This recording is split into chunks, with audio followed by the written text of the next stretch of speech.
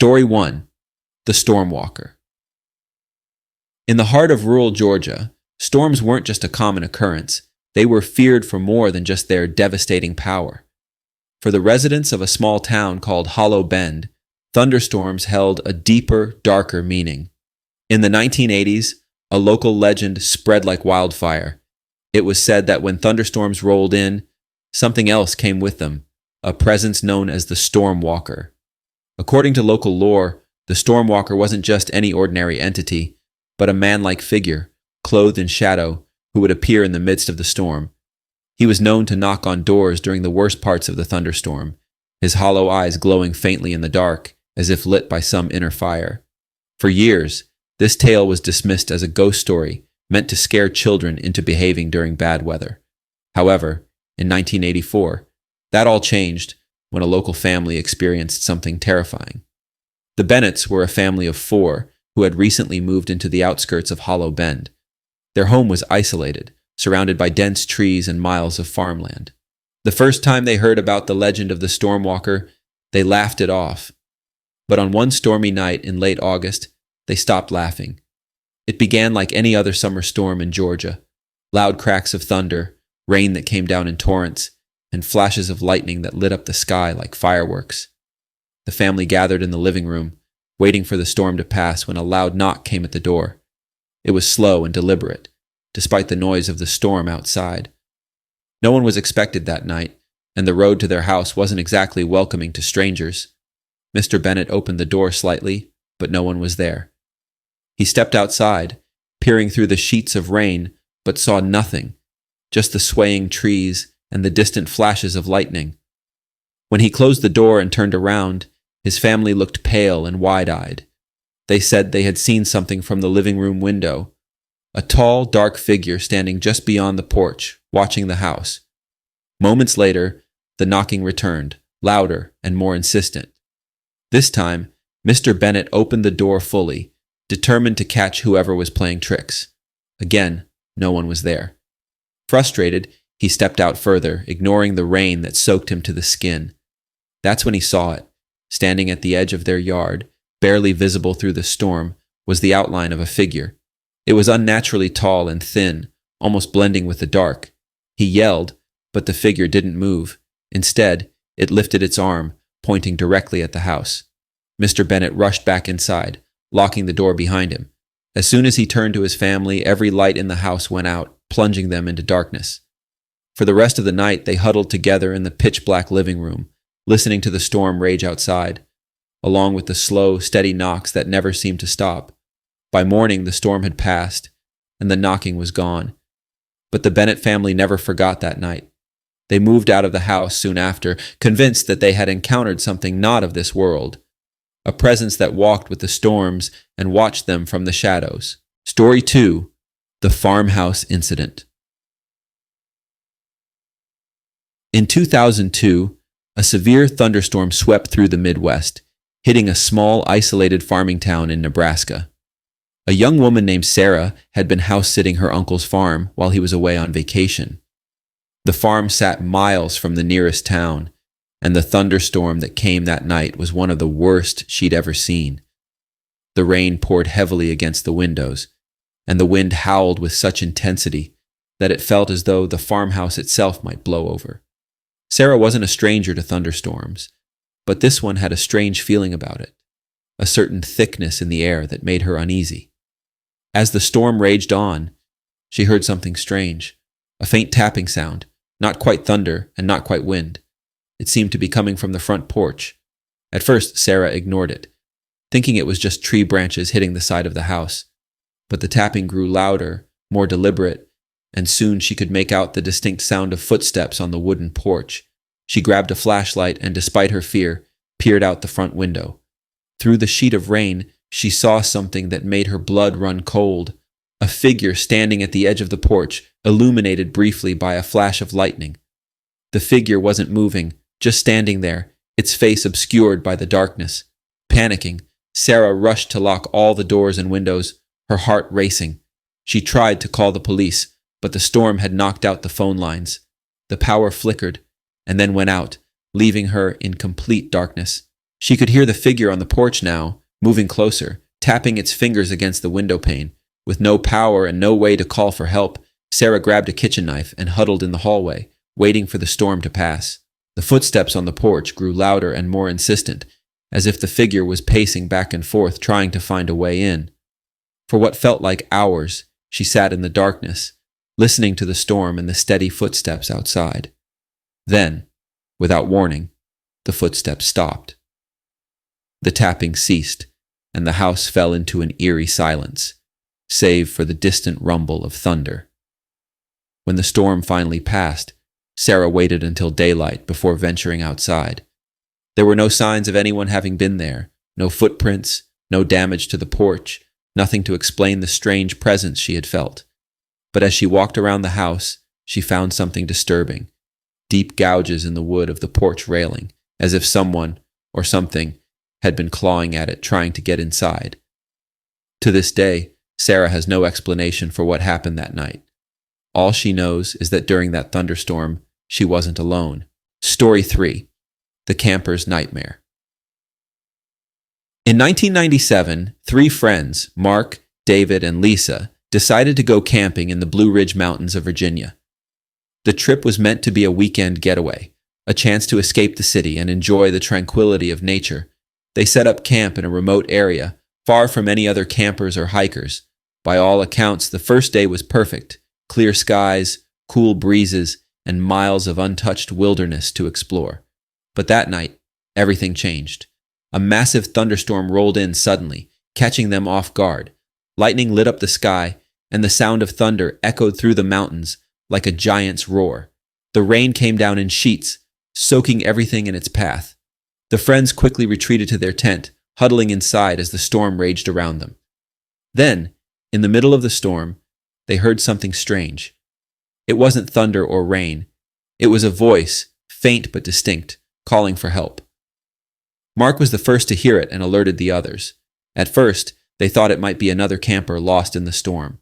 The voice was weak, as if the person was injured or in distress. Against their better judgment, they decided to investigate. With flashlights in hand, they ventured out into the storm, following the sound of the voice. As they made their way through the forest, the voice grew louder, but something was off. It didn't seem to be coming from one specific direction. It echoed through the trees as if bouncing from all sides. After a while, the voice changed. It stopped calling for help and began repeating their names one by one. Panic set in. They rushed back to their campsite, but something was wrong.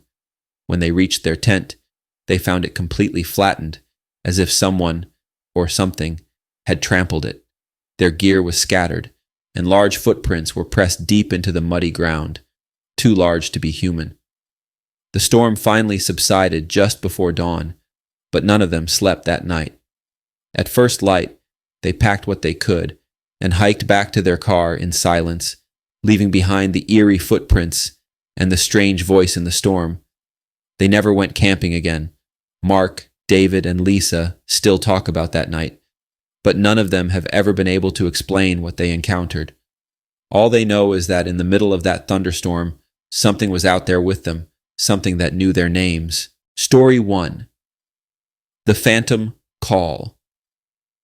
It was a sultry summer evening in rural Ohio when a thunderstorm rolled in with the kind of fury that only the Midwest can deliver. The sky turned from blue to a deep, menacing gray, and within minutes, the heavens unleashed sheets of rain. Sarah, a young nurse, had just finished her shift at the local hospital. Tired, she decided to take the back roads home to avoid the rush of traffic. As the rain intensified, her visibility dropped to almost nothing. Lightning crackled across the sky, illuminating the winding road for split seconds at a time. Sarah's hands tightened on the steering wheel as her windshield wipers struggled to keep up. That's when her cell phone rang. Startled, she glanced at the screen. The number was unfamiliar, but it came from her small town's area code, so she answered. "Hello?" There was nothing on the other end, just heavy static. After a moment, she heard a distant, almost unintelligible voice, a child's voice, crying, "Help me!" Her heart dropped. "Hello? Who is this? Where are you?" The crying grew louder, but it was still broken up by static. The line went dead. Sarah's mind raced. Could this be a prank? Maybe a malfunctioning phone line? But something about the call felt disturbingly real. She slowed her car as she approached a narrow bridge that crossed a small creek. A flash of lightning lit up the scene ahead, and Sarah saw something that made her heart stop. A car, half submerged in the water beneath the bridge, its headlights barely visible through the rain. She immediately pulled over and called 911, giving them her location. Her thoughts raced back to the phone call, the child's voice, crying for help. Sarah left her car and, despite the torrential rain, made her way down to the creek.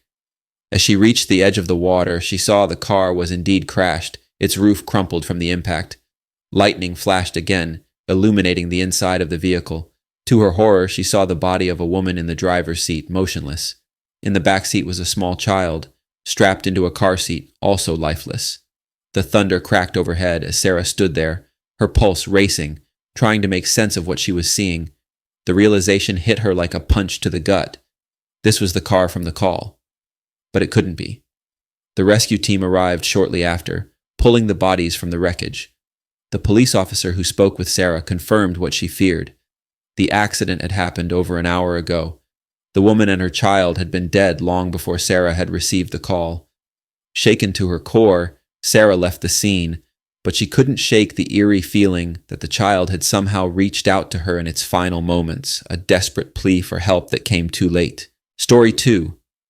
The Man in the Window. In 2011, Lisa and her husband, Tom, moved into a century-old farmhouse in the Appalachian Mountains of West Virginia.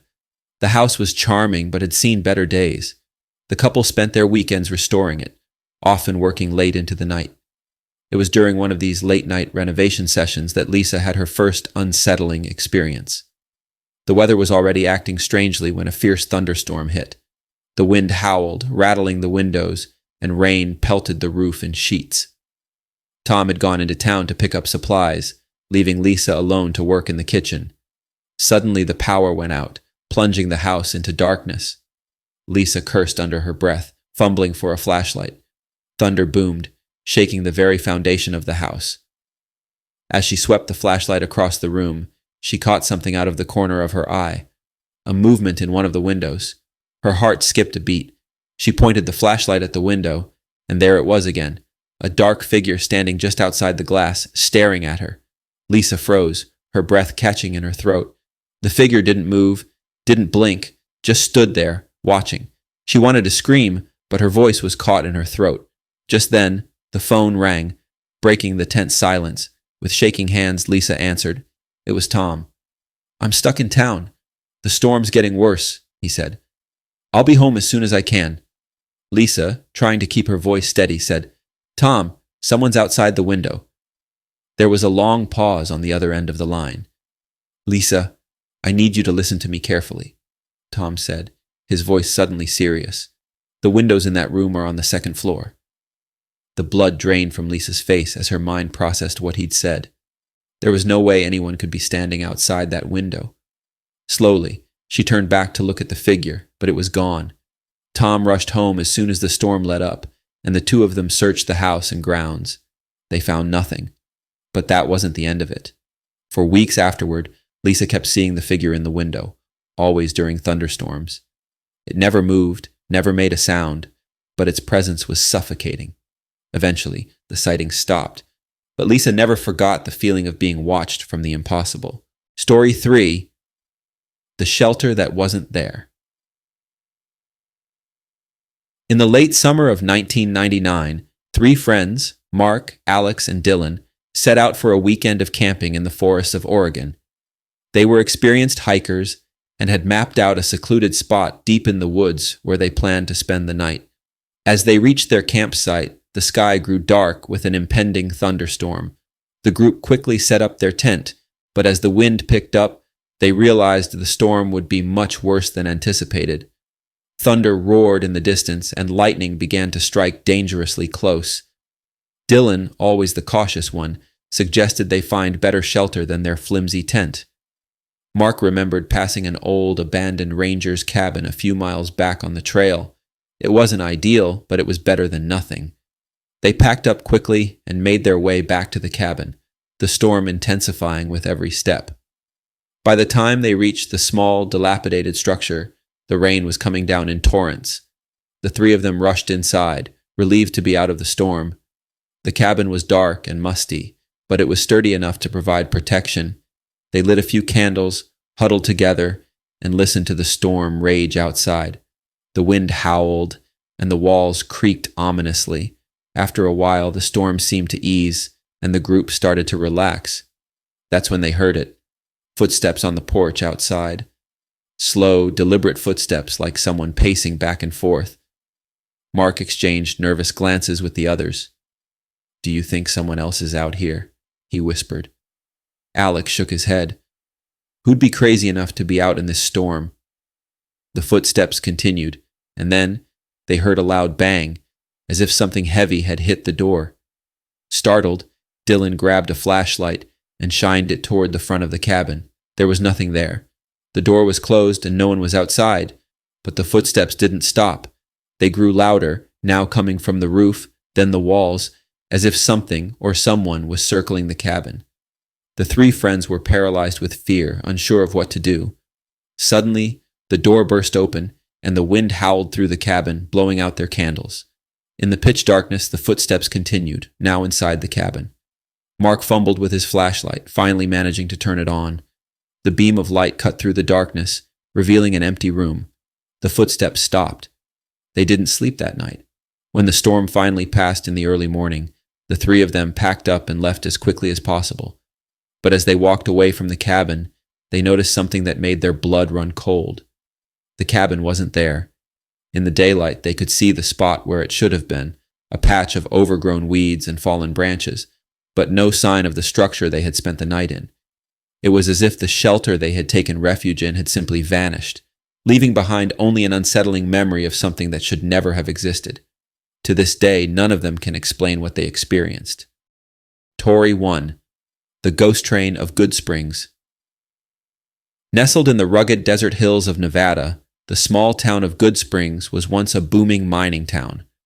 Although most of the population had moved on after the mines dried up, the old railway station still stood, a relic of the town's past. Locals often told stories about strange occurrences near the old train tracks. Most laughed them off as ghost tales for tourists, until the summer of 1994. Eddie, a 20-year-old college student, was visiting his grandmother in Good Springs that summer. He wasn't interested in the town's history or its ghost stories. He just wanted to escape the city for a while and spend time with family. One hot, sleepless night, Eddie decided to take a walk and clear his head. He wandered down toward the abandoned train station, where he'd heard kids sometimes hung out. It was quiet, the air thick with desert heat, and the station loomed in the distance like a forgotten giant. As Eddie approached the tracks, he saw something unusual. Lights. Headlights from a train were shining down the track, moving toward him slowly. He was confused because the tracks hadn't been operational for decades. Figuring it was just some old maintenance truck or a prank, Eddie moved closer to get a better look. The train emerged from the darkness. It was an old-fashioned steam locomotive, black and rusted, like something out of the late 1800s. There was something off about it. The engine made no sound, no chugging or grinding of metal. The only noise was a distant whistle, haunting and lonely. Eddie's stomach turned as he watched the train roll past him, its windows dark and lifeless. Suddenly, the train screeched to a halt. The door of one of the passenger cars swung open with a loud, metallic groan. Eddie stood frozen, his heart pounding. He could make out faint figures inside the car, silhouettes shifting in the shadows. Then, a voice echoed from the train. "Come on, son, we're waiting for you." Eddie's blood ran cold. The voice was that of his late grandfather, who had passed away a few years earlier. His grandfather had been a train engineer for most of his life. Eddie backed away, shaking his head in disbelief. As he turned to run, he heard heavy footsteps crunching on the gravel behind him, but when he glanced back, there was no one there. The train's whistle blew again, louder this time, as if impatient. Eddie ran as fast as he could, not stopping until he reached his grandmother's house. He tried to explain what he had seen, but his grandmother simply smiled. "Ah, the ghost train," she said. It's been here longer than we have. Some say it carries the souls of the miners who died in the accidents. Others claim it's something older. But it's best not to go back there, Eddie. Eddie never did return to the tracks, and he left Good Springs the following week. To this day, he refuses to talk about what he saw, but the locals still whisper about the ghost train of Good Springs, waiting for its next passenger. Story 2. The Tunnel of Lost Voices. It was the dead of winter in 1978 when a freight train conductor named Sam Delaney was tasked with taking a cargo of coal through the remote and mountainous regions of West Virginia. The route was notorious for its treacherous terrain and long, dark tunnels. One particular tunnel, known as Whispering Hollow, had a grim reputation among railroad workers. There were stories about strange voices and disembodied screams echoing through the tunnel, but most dismissed them as nothing more than tales designed to scare new employees. Sam, a skeptic by nature, had traveled through Whispering Hollow dozens of times without incident. He didn't believe in ghosts or haunted places. On this cold, snowy night, however, something changed. As the train approached the entrance to Whispering Hollow, Sam felt an uneasy chill creep down his spine. It was a feeling he hadn't experienced before, but he brushed it off as the cold weather. The train rumbled into the tunnel, and darkness swallowed them whole. Suddenly, the radio on the control panel crackled to life. At first, it was static, but then came faint voices, whispers that grew louder and more frantic. Sam adjusted the radio, thinking it was interference from the mountains, but the voices persisted. He could hear distinct words now, fragments of sentences. "Help me. Please.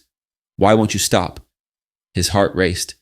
He looked over at his assistant, Jerry, but Jerry's face had turned ghostly pale.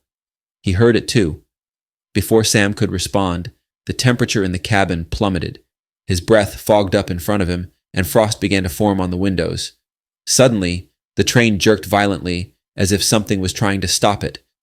Sam pulled the emergency brake, but the train continued to move forward as though it were being pushed by an unseen force. The voices grew louder, more insistent, until they were deafening. Sam clamped his hands over his ears, but the cries pierced through. "Stop the train! Please!" the voices wailed. The sound of children's cries mixed with desperate shouts for help filled the air, sending chills down his spine. After what felt like an eternity, the train emerged from the other side of the tunnel. As soon as they exited, the voices stopped, and the temperature returned to normal. Sam and Jerry sat in stunned silence, unable to comprehend what had just happened. When they reached the next station, Sam reported the strange occurrence to his supervisor, but was met with skepticism. Later, he learned the dark history of Whispering Hollow. During the Great Depression, a group of desperate families had taken shelter in the tunnel, hoping to escape the harsh winter. Trapped by a rock slide, they had perished inside, unable to escape the freezing cold or the approaching trains. Sam never took that route again. He left the railroad industry shortly after, haunted by the voices that had followed him through Whispering Hollow. Some say they can still be heard, calling out to anyone who dares to pass through the tunnel. Story 3. The Vanishing Passenger. In the early 2000s, a train conductor named Lisa worked the late shift on a commuter line in Pennsylvania. The train ran a quiet route with only a few passengers on board each night. On one particularly stormy evening, the train was nearly empty, save for a middle-aged man sitting alone in the back of the car. Lisa, making her rounds, noticed the man staring out the window, his face pale and expressionless. He didn't seem to notice her when she passed by to collect tickets. She assumed he was simply lost in thought or having a rough day. As the train made its next stop, Lisa noticed something odd. Despite the doors opening, the man made no move to get off, nor did he seem to acknowledge the other passengers who boarded. He remained seated, staring into the rain-soaked darkness outside. At the next stop, the same thing happened. When Lisa approached him again, she asked if everything was all right, but the man didn't respond. He just continued staring out the window. Concerned, Lisa contacted the train's conductor, who advised her to let him be unless he caused any trouble. By the time the train reached the final station, Lisa was more than ready to clock out and go home. She glanced back at the man one last time, but now his seat was empty. Confused, She assumed he must have left at the last stop without her noticing. As Lisa prepared to disembark, she noticed something that stopped her in her tracks. The man's ticket was still on the seat, untouched. The thing that chilled her to the core, however, was the date on the ticket. It was stamped October 17th, 1963. Almost 40 years earlier to the day. Lisa stood frozen, unable to comprehend what she was seeing. She had spoken to him, seen him with her own eyes, but there was no record of his presence except for the ancient ticket. When she mentioned the strange occurrence to her coworkers, they told her of a man who had died on that very train line decades ago. He had been a regular commuter, but had passed away under mysterious circumstances.